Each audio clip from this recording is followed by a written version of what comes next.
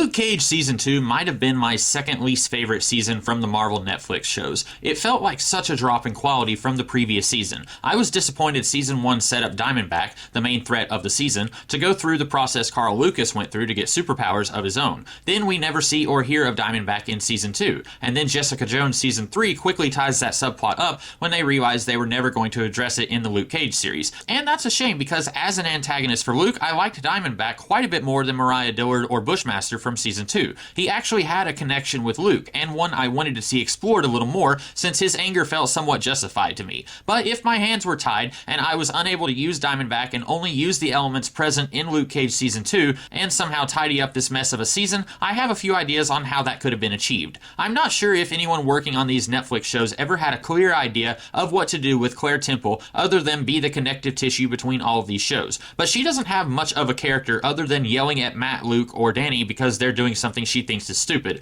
By the time you get to Luke Cage Season 2, it's clear they didn't know what to do with her, since 4 of the 5 Netflix heroes all know each other by now, so she's no longer needed. So the series finds a pretty weak way to write her out by saying Luke is giving into his anger and it reminds her of her father being angry, which we had never heard of until now. We see her mom a few times and no sign of her dad, but he could have easily died when she was a kid. But now the show is acting like her father having rage issues is a big part of her character so that they can get rid of her. I can see what they're doing. They want to get rid of Luke's friends so it's easier for us to believe he would fall to the dark side at the end of the season. But if you were planning that, you should have hinted at some trouble in paradise for these two a lot earlier than this season. I remember Stephen S. DeKnight, he worked on Daredevil Season 1, talking about the frustrations of working on Smallville. He said that on that show, you really didn't know what was coming down the pipeline a year from now, and that can be frustrating as a writer because you don't know what direction you're building your character toward. He said on Spartacus, they had plans for what was happening well in advance, a few seasons even. I've heard tell that on Buffy the Vampire Slayer, they at least had a year planned out, or a pretty good idea of what would be happening.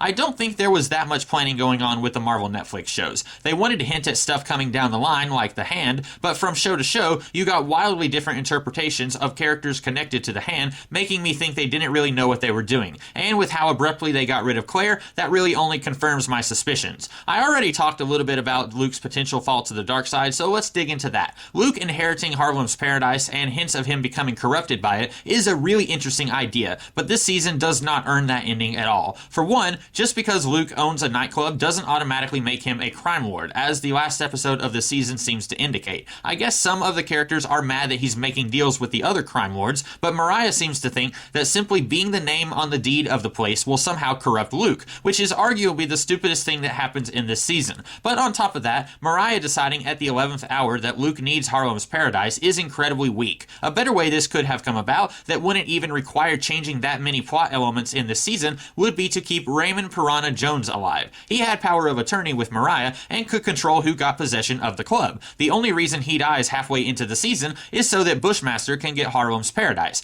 and he keeps it for 2 episodes before it goes back to Mariah, who then keeps it for the rest of the season until she decides she wants to corrupt Luke from beyond the grave. Since Piranha was such a big fan of Luke anyway, when the dust settles from the gang war, you could have him leave the club to Luke, maybe as a way of payment for protecting him, or maybe he thinks this will drum up business for himself somehow. That's a way the plot part of this development could have been done a little smoother, but thematically, I still think this season needed some work on Luke potentially becoming a new crime lord. Since a good chunk of this season has Luke protecting Mariah from Bushmaster and his men who want to kill her, maybe other characters could call Luke out on how he is making more and more compromises to bring peace to Harlem, and that is why everyone is mad at Luke, and not because he is the new owner of a nightclub. Yeah, she's my enemy, she's responsible for deaths of many of the people that I know, but I can make her an ally and stop all this bloodshed a little sooner. Then, by the end, Luke inheriting the club is symbolic that the old Luke is gone, and he is only going to fall further into darkness. Another idea I liked, in theory, was Griffith becoming the new Pops and continuing the idea of the barbershop being Switzerland. That's a great idea, but his character has not earned that, since he's in maybe 1 episode of Season 1.